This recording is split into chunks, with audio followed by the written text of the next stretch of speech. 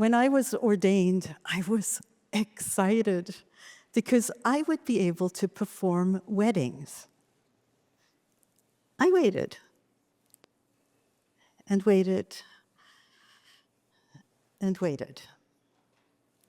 No phone calls, no emails. Crickets. I needed to go where the couples go, so I searched online for Wedding Officiant Vancouver, found a company that looked like fun, and ta-da! 149.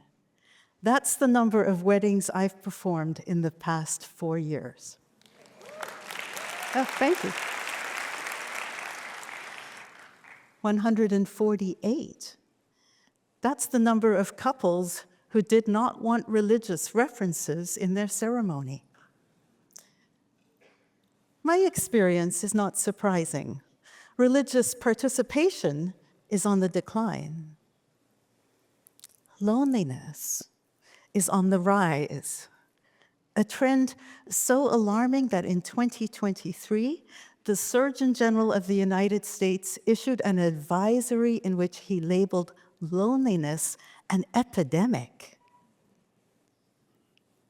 People tell me that although they've turned away from religion, they miss the feeling of belonging they enjoyed when they were a part of a religious community. What if, even if we're not religious, we could adapt religious practices which build belonging and ease loneliness? Here are 3 ideas: step forward, step outward, and step together. First, step forward. Think rites of passage ceremonies.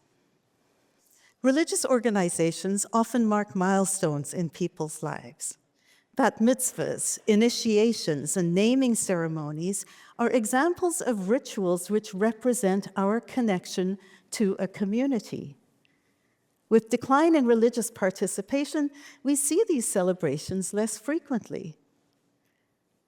But did you realize that you can have a rite of passage ceremony without going to a church, synagogue, or temple?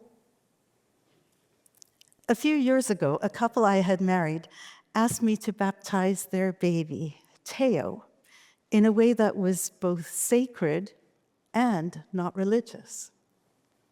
Family and friends gathered in their living room, and as each person touched the baby's head with lavender water, they shared their dreams for Theo's life.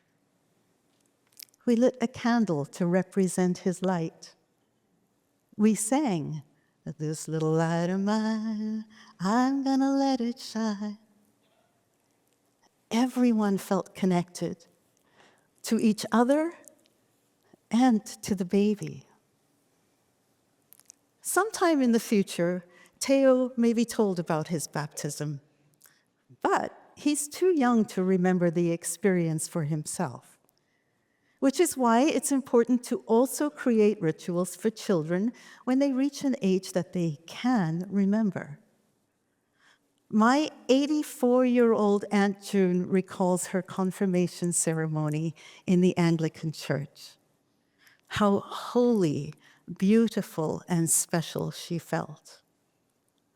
To this day, it is a precious memory for her. When the people in your life step forward at a milestone, create a ritual which celebrates them. Tell them how special they are. They may be embarrassed. They may roll their eyes. They may say it's no big deal. But they won't forget. Rites of passage help us to know that at every step forward in our lives, we belong. And belonging eases loneliness. Next, step outward. Gather in person. Religious organizations build worship and social events into their calendars. I know people who've joined religious groups even though they don't follow the religion.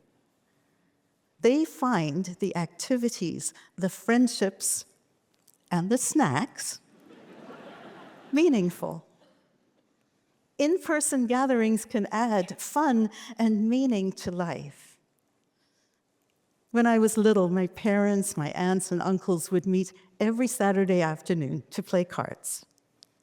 They laughed, they ate, they drank never-ending amounts of tea. It was years before I realized it was never about the cards, or the food, or even the tea. It was about connection. I know it's easier to stay home with giant TVs and sound systems and epic streaming programs and food delivery to your door and reclining couches. Why are you all here? Connection builds community. Make the effort.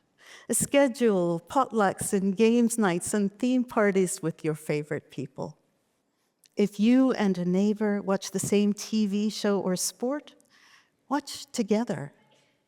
Meet at homes, parks, coffee shops. And before you leave one event, schedule the next. And if stepping out feels uncomfortable for you, I'm going to encourage you to try.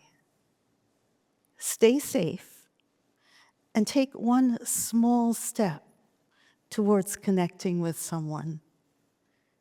In our increasingly isolated world, find excuses to gather in person.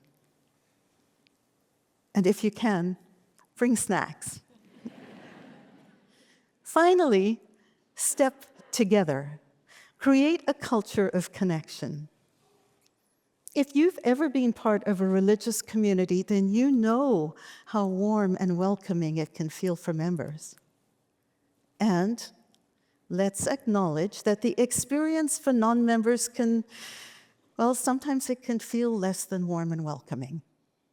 That you're either in or you're out mentality is a reason that some people have turned away from religion.